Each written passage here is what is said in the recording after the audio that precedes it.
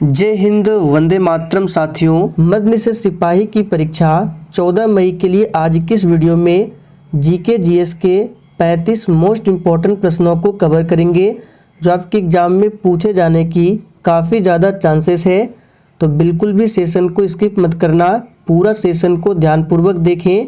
तो first question आपके सामने है, ईश्वर चंद्र विद्यासागर ने किस क्षेत्र में सहयोग दिया था? सभी ऑप्शन को ध्यानपूर्वक पढ़िए और दोस्तों आंसर करने के लिए मैक्सिमम 5 से 6 सेकंड का टाइम दिया जाएगा। तो प्रत्येक स्टूडेंट को नीचे लाइव चैट में अपना अपना आंसर बताना है। तो यहाँ पे पहले प्रश्न का आंसर जो भी बच्चे लाइव चैट में ऑप्शन बी बता रहे हैं उनका बिल्कुल सही जवाब है। महिला सशक्तिकरण के क्षेत्र में ईश्वर चंद्र विद्यासागर ने सहयोग दिया था। दूसरा प्रश्न है, प्रागैतिहासिक काल का क्या अर्थ है? चलिए आप सभी दूसरे प्रश्न के लिए आंसर बताएंगे। प्रागैतिहासिक काल का क्या अर्थ है? तो यहाँ पे दूसरे प्रश्न का सही जवाब है बी ऑप्शन, वह समय जिसका कोई ऐतिहासिक लिखित ब्यौरा ना हो उसे कहा जाता है प्रागैतिहासिक काल। तीसरा प्रश्न है, बांग्लादेश एक स्वतंत्र राष्ट्र कब बना? बिल्कुल एग्जाम में छपने वाला प्रश्न है, आंसर बताएंगे। बांग्लादेश एक स्वतंत्र राष्ट्र कब बना?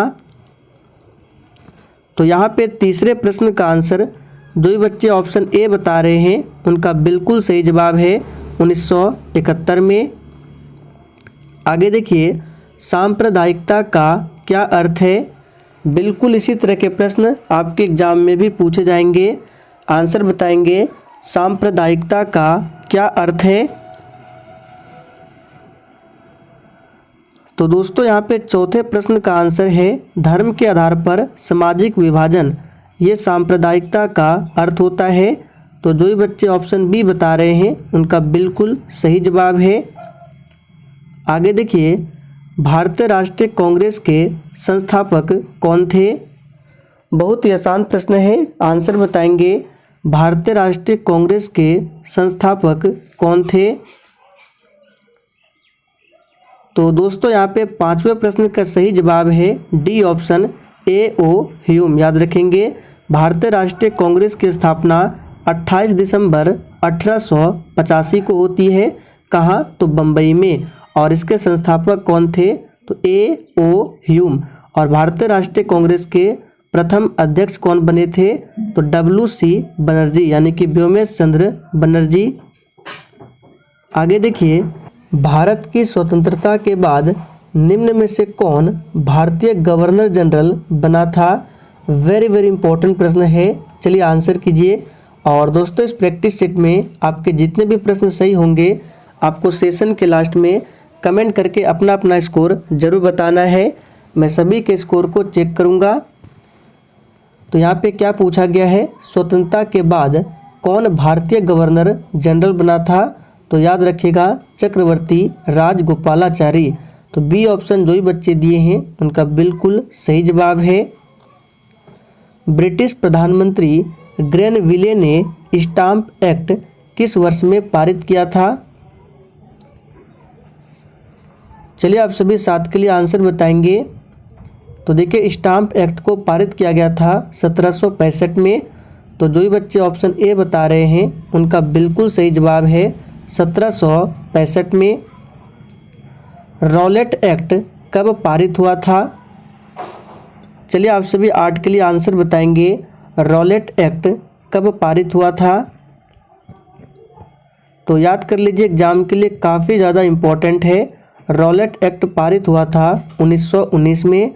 तो जो भी बच्चे सी बता रहे हैं उनका बिल्कुल सही आंसर है। और 1919 में ही जालियांवाला बाग हत्याकांड होता है लॉर्ड चैम्सफोर्ड के शासनकाल में। कहाँ पर? तो पंजाब के अमृतसर में। 1917 में क्या होता है? चंपारण सत्याग्रह, जिसका नेतृत्व महात्मा गांधी जी ने किया था। 1920 में क्या होता है? तो असहयोग आंदोलन, याद रखेंगे। और 1918 में क्या होता है? तो खेड़ा सत्याग्रह। इन सभी प्रश्नों को ध्यान रखेंगे। बेसबॉल में प्रत्येक पक्ष में खिलाड़ियों की संख्या कितनी होती है? चलिए आप सभी 9 के लिए आंसर बताएंगे। और जितने भी स्टूडेंट चैनल पर पहली बार आए हैं आप लोग चैनल को सब्सक्राइब कर लीजिए और साथ में बेल आइकन को ज़रूर प्रेस कर लेना है, जिससे आप लोग एग्ज़ाम तक इस चैनल के सारे वीडियो को बिल्कुल फ्री में देख सकते हैं। तो बेसबॉल में प्रत्येक पक्ष में खिलाड़ियों की संख्या कितनी होती है? तो याद रखिएगा 9। उपराष्ट्रपति के चुनाव करने वाली निर्वाचन संस्था के सदस्य होते हैं। चलिए 10 के लिए आंसर बताएंगे। वर्तमान में भारत के उपराष्ट्रपति कौन है? तो श्री जगदीप धनखड़ है और उपराष्ट्रपति बनने के लिए न्यूनतम उम्र सीमा 35 वर्ष है। तो यहाँ पे आंसर क्या होगा? लोकसभा और राज्यसभा के दोनों सदस्य शामिल होते हैं, यानी कि बी ऑप्शन आपका सही जवाब है। संसद के दोनों सदनों के सभी सदस्य। विश्व खाद्य कार्यक्रम की स्थापना कब हुई थी? बिल्कुल 1 नंबर का प्रश्न है, इसलिए पूरा सेशन को ध्यानपूर्वक देखना है।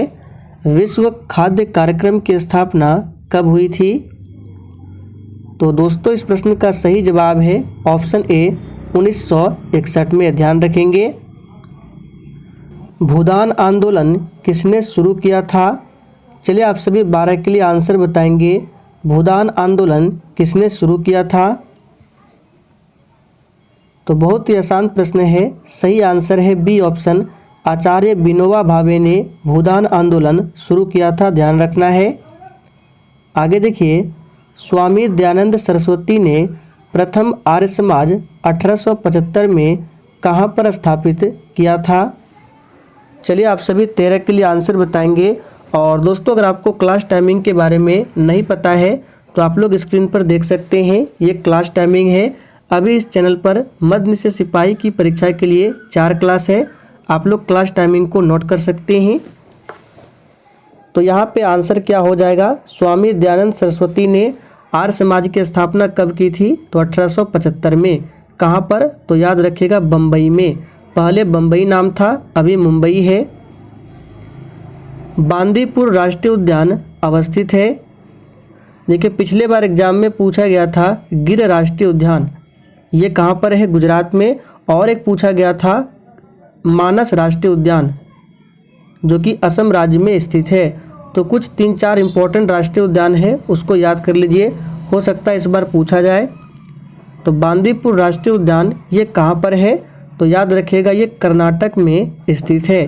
तो ए ऑप्शन जो ही बच्चे दिए हैं उनका बिल्कुल सही आंसर है। होम रूल लीग आंदोलन किसने प्रारंभ किया था? चलिए 15 के लिए आंसर बताएंगे। होम रूल लीग आंदोलन किसने प्रारंभ किया था?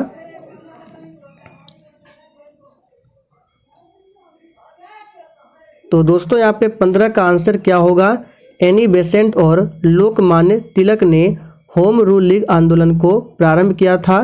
देखिए एनी बेसेंट की बात करें तो ये भारतीय राष्ट्रीय कांग्रेस की प्रथम महिला अध्यक्ष बनी थी 1917 में कलकत्ता अधिवेशन में। और सरोजिनी नायडू की बात करें तो भारतीय राष्ट्रीय कांग्रेस की प्रथम भारतीय महिला अध्यक्ष बनी थी 1925 में कानपुर अधिवेशन में। मनुस्मृति की रचना किसने की थी?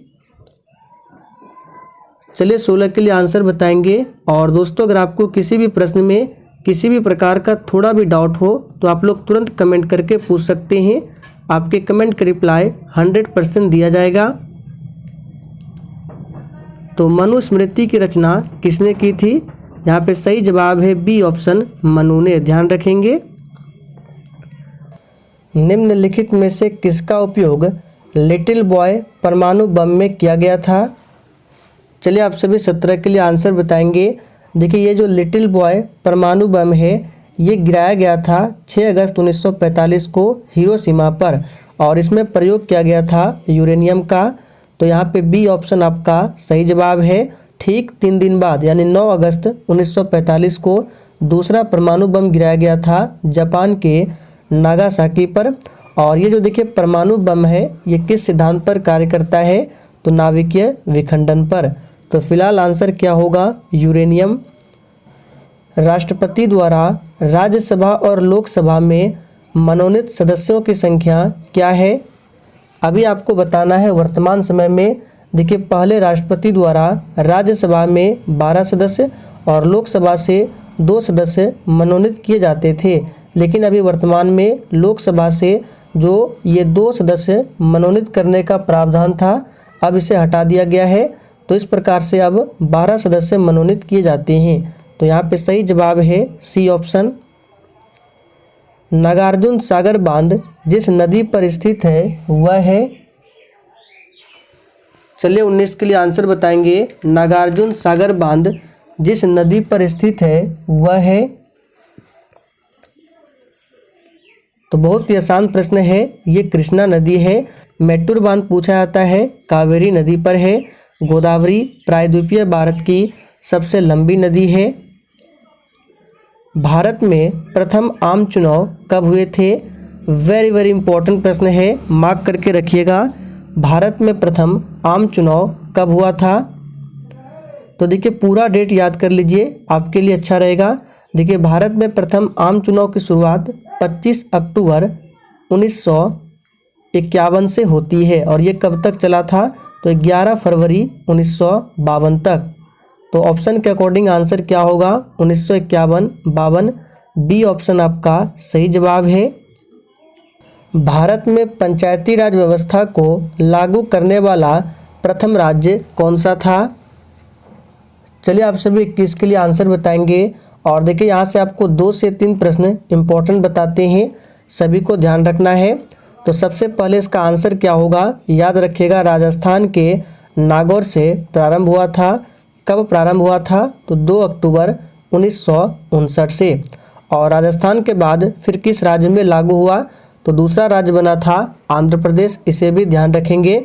और यहाँ से पूछा जाता है पंचायती राज को किस संविधान संशोधन द्वारा संवैधानिक दर्जा दिया गया था? तो याद रखिएगा 73वां संशोधन के द्वारा। और ये कब हुआ था? तो 1992 में।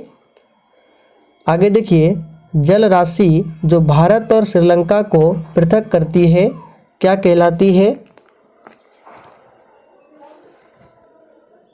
चलिए आंसर बताएंगे। वह जल राशि जो भारत और श्रीलंका को पृथक करती है क्या कहलाती है? तो याद रखिएगा पाक जल संधि। किस कारण से आकाश का रंग नीला दिखाई देता है? चलिए आप सभी 23 के लिए आंसर बताएंगे। और दोस्तों जिसने अभी तक सेशन को लाइक नहीं किया है, प्लीज़ आप सभी सेशन को दिल से एक बार ज़रूर लाइक करेंगे।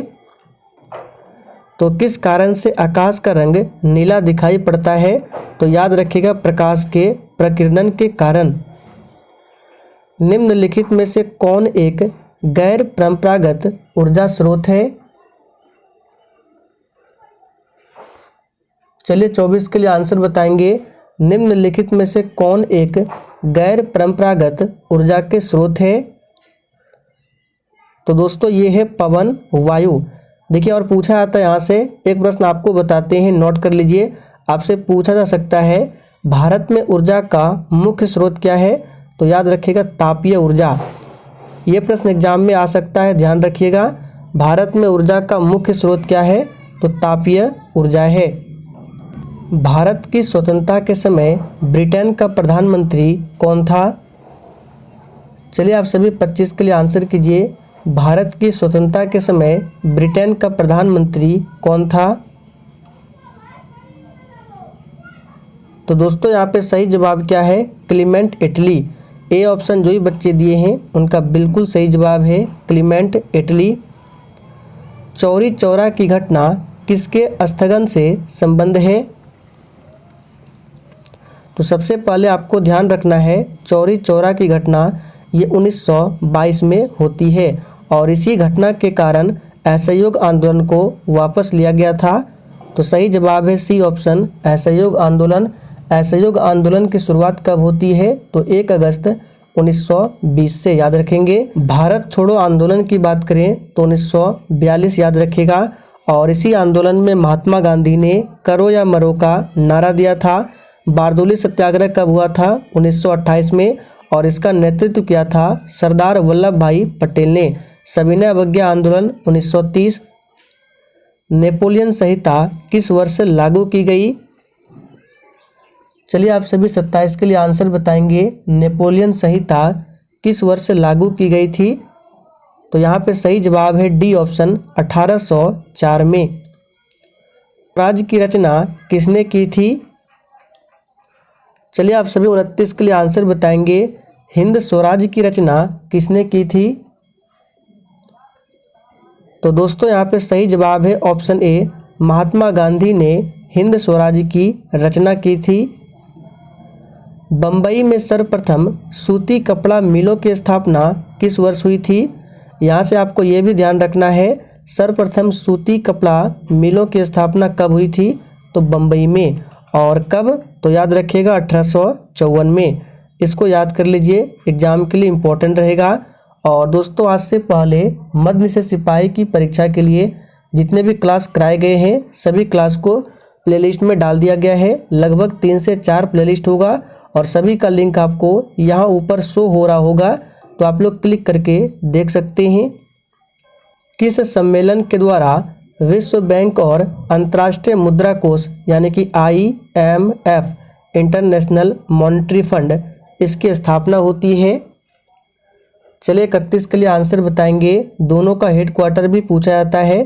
तो विश्व बैंक और IMF का हेडक्वार्टर है वाशिंगटन DC में और इसकी स्थापना हुई थी, याद रखिएगा, ब्रेटन वुड्स सम्मेलन से। और ये कब हुआ था? तो याद रखिएगा 1944 में हुआ था ब्रेटन वुड्स सम्मेलन। भारत में पहला छापाखाना कहाँ लगाया गया? बिल्कुल 1 नंबर का प्रश्न है, फटाफट से आंसर कीजिए। भारत में पहला छापाखाना कहाँ लगाया गया? तो दोस्तों सही जवाब है गोवा में। कब लगाया गया? तो 1556 में। डेट भी याद रखना है। डायनेमो से किस प्रकार की धारा प्राप्त होती है? चलिए दोस्तों आंसर कीजिए, डायनेमो से किस प्रकार की धारा प्राप्त होती है? तो याद रखिएगा दिष्ट धारा। और डायनेमो जो है ये यांत्रिक ऊर्जा को विद्युत ऊर्जा में रूपांतरित करता है। वन्य जीवों तथा प्राकृतिक संसाधनों का संरक्षण का प्रावधान संविधान के किस धारा में वर्णित है? VVI प्रश्न है, इसको मार्क कर लीजिए। ये प्रश्न आपके एग्जाम में पूछे जाने की काफ़ी ज़्यादा चांसेस है। तो वन्य जीव तथा प्राकृतिक संसाधनों के संरक्षण का जो प्रावधान किया गया है संविधान के अनुच्छेद 21 में। तो ए ऑप्शन जो भी बच्चे दिए हैं उनका बिल्कुल सही जवाब है। और वन्य जीव संरक्षण अधिनियम कब का है? तो 1972। इसे भी याद कर लीजिए। तांबा के उत्पादन में किस राज्य का सबसे महत्वपूर्ण स्थान है?